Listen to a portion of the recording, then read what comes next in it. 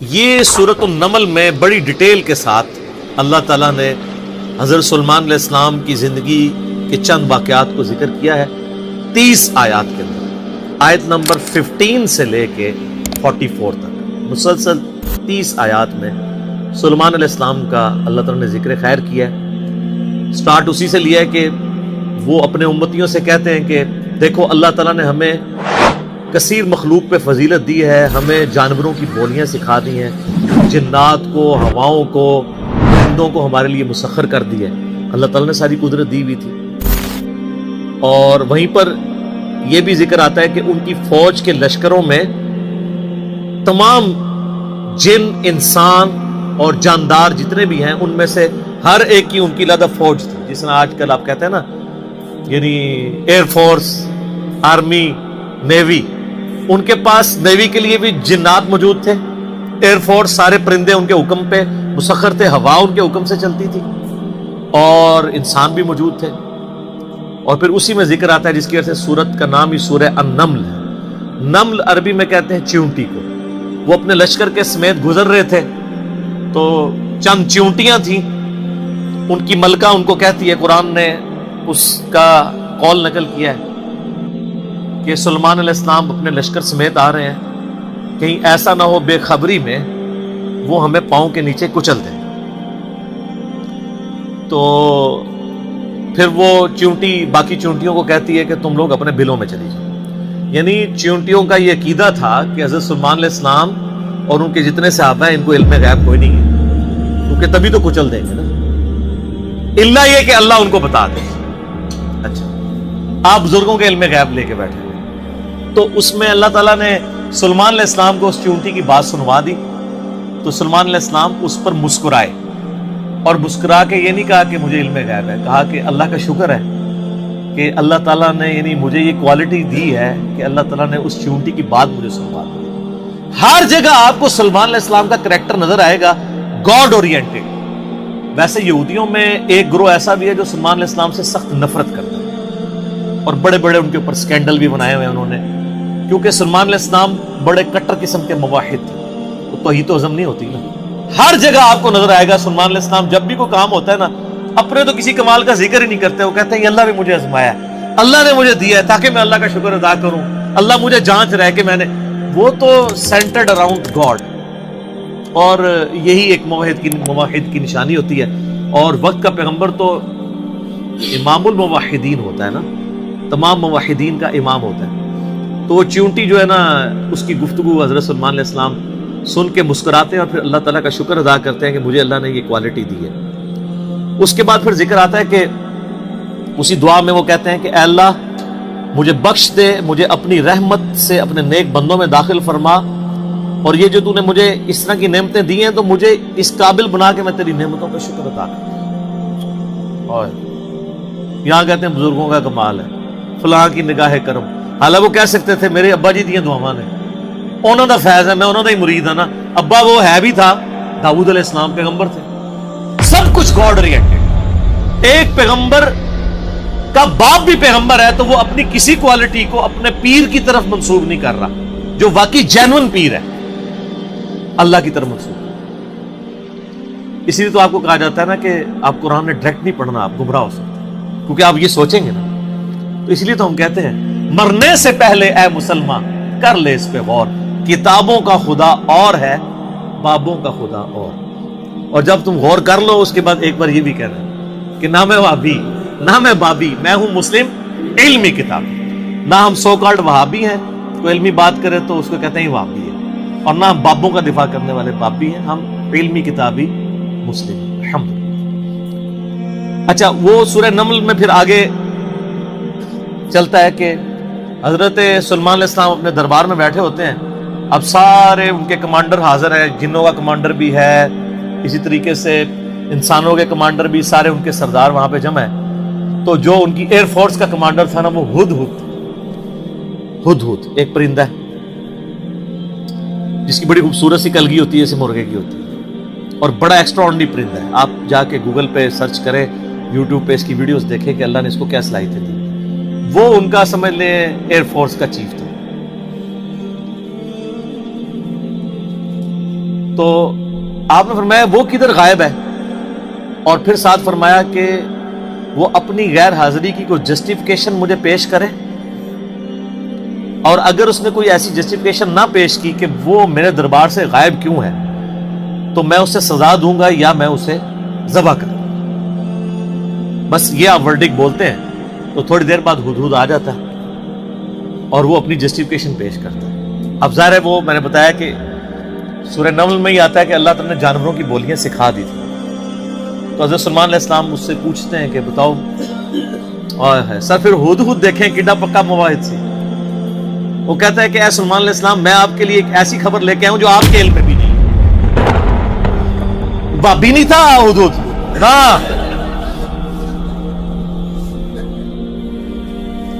سلیمان علیہ السلام نے کہا کیا خبر لے کے آیا ہوں؟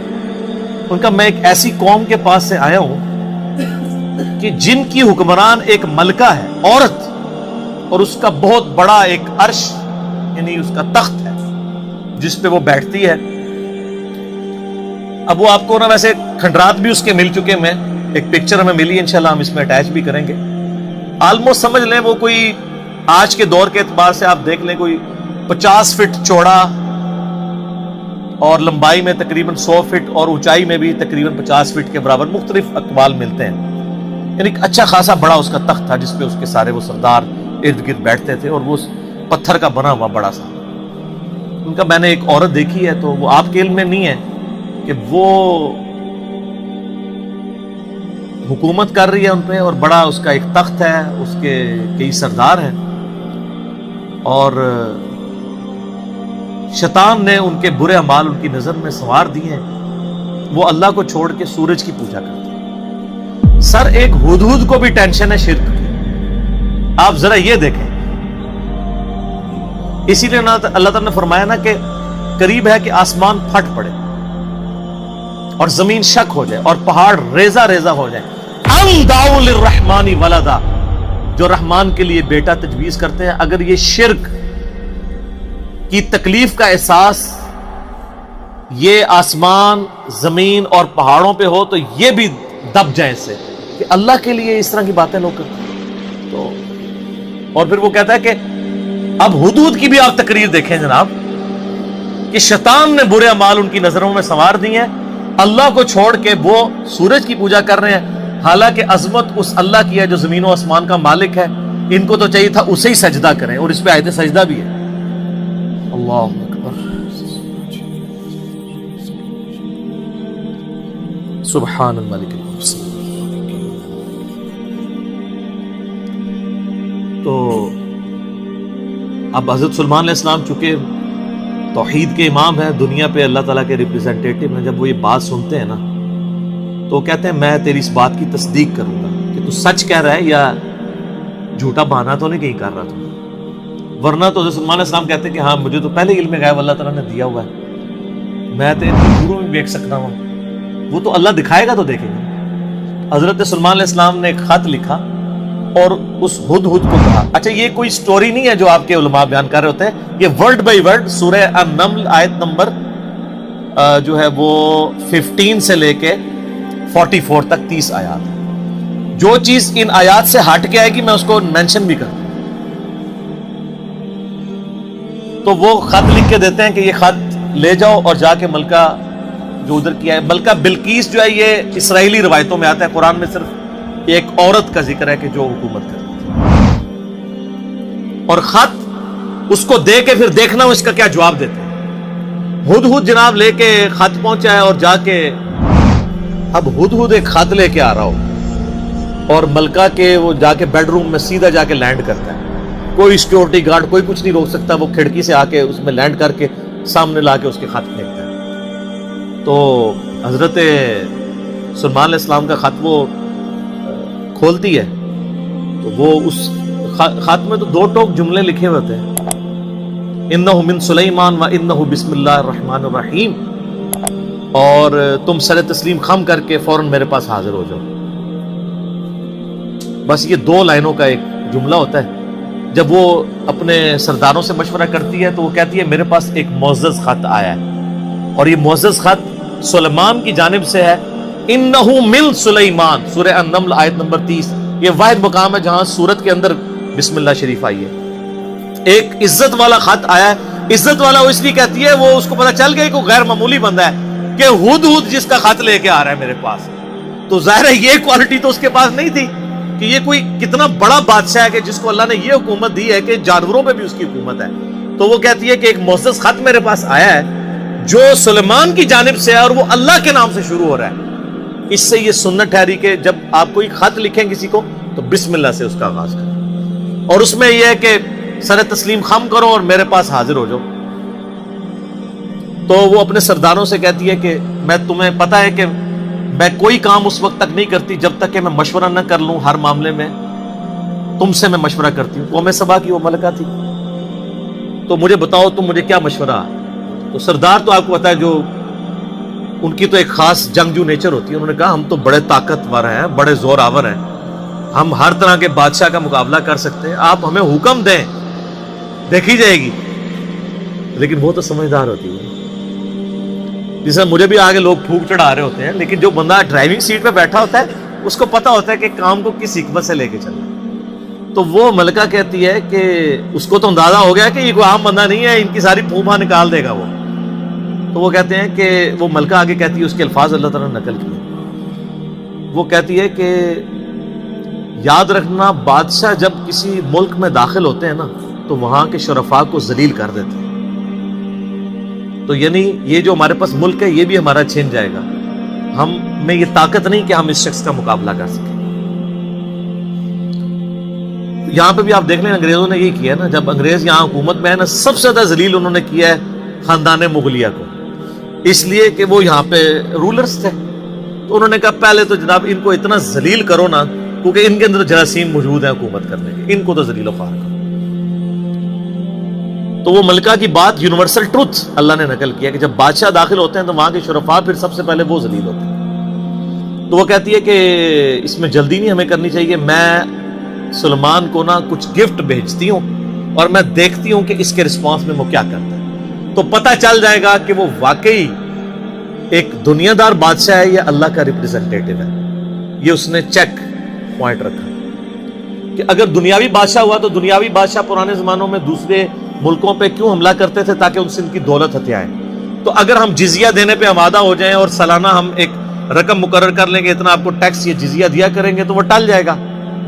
تو وہ بڑے زیادہ تحائف دے کے نا ایلچی روانہ کرتی ہے سلیمان علیہ السلام کے پاس.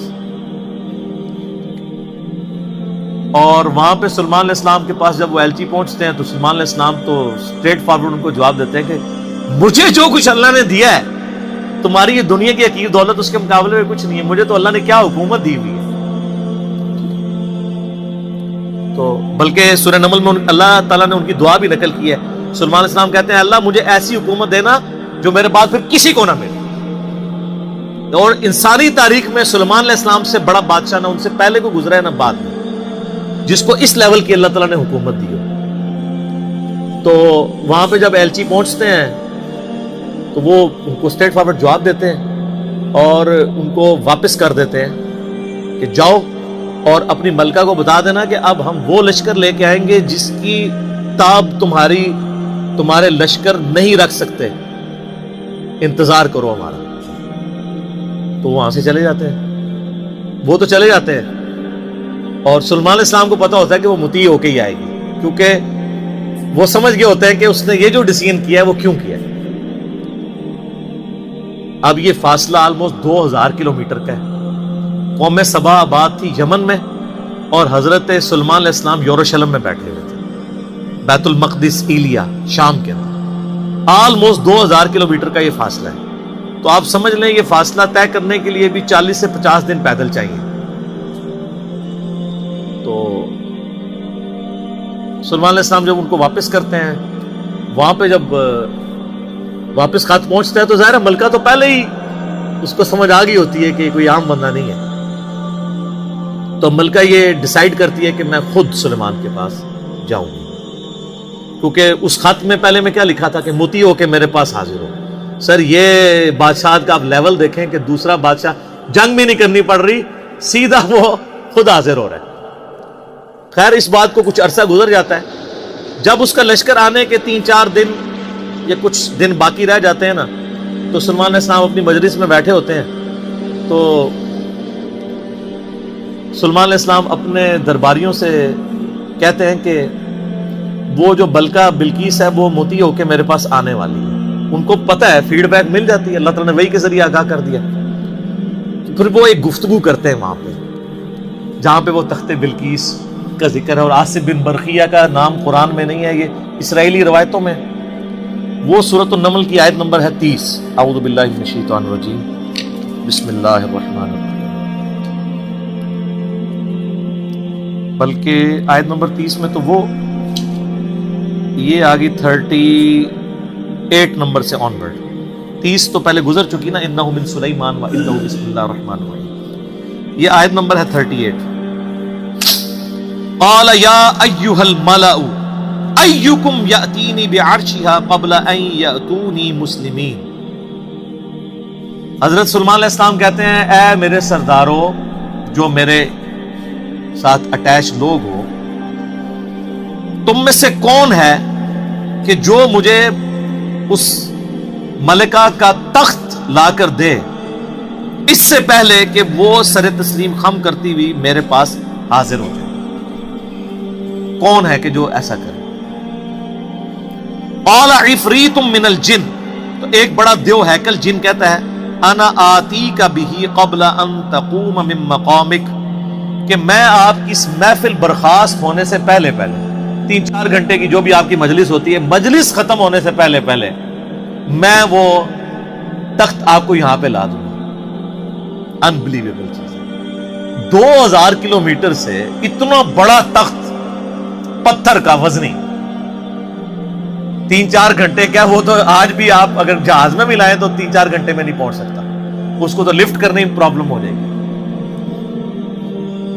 وَإِنِّي عَلَيْهِ لَقَوِيٌّ أَمِينٌ، اور میں اس کے اوپر امانت دار بھی ہوں، میں پوری رسپانسبلٹی سے یہ کام کروں گا، اور میں طاقت بھی مجھے اللہ نے دی ہے.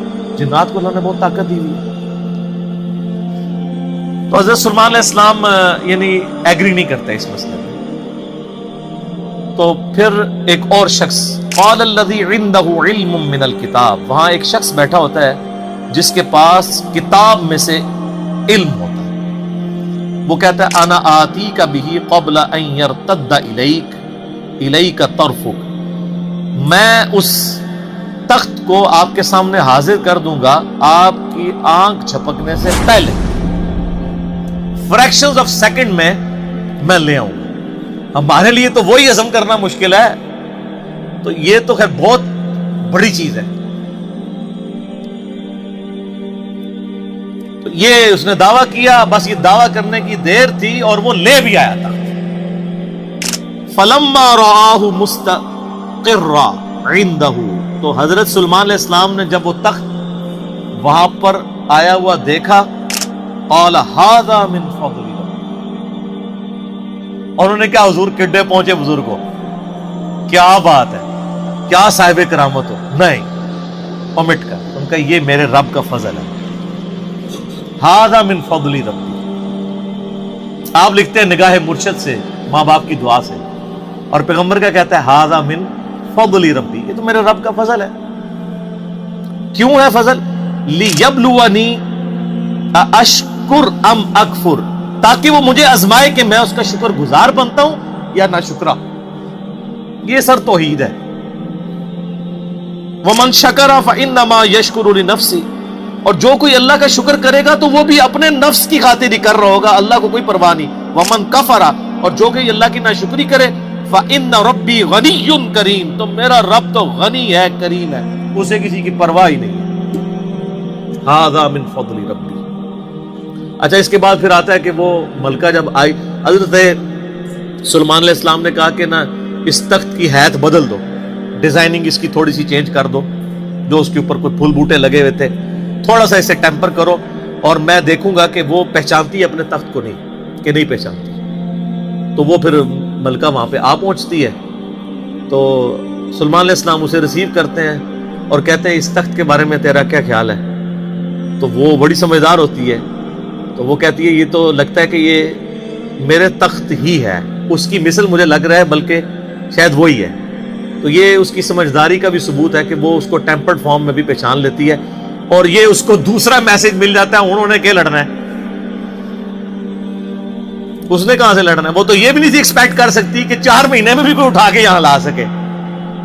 ابھی تو اس کو یہ پتہ ہی نہیں تھا, یہ تو ایسے آیا ہوا ہے. تو پھر سلیمان علیہ السلام اسے اپنے جو ٹیمپل ہے نا اس کی بھی تھوڑی جھلک کرواتے ہیں. آگے ایک محل میں جب لے کے آتے ہیں کمرے میں, تو اس میں ایسے شیشے جڑے ہوئے ہوتے ہیں کہ وہ گویا دیکھنے میں تالاب محسوس ہو رہا ہوتا ہے.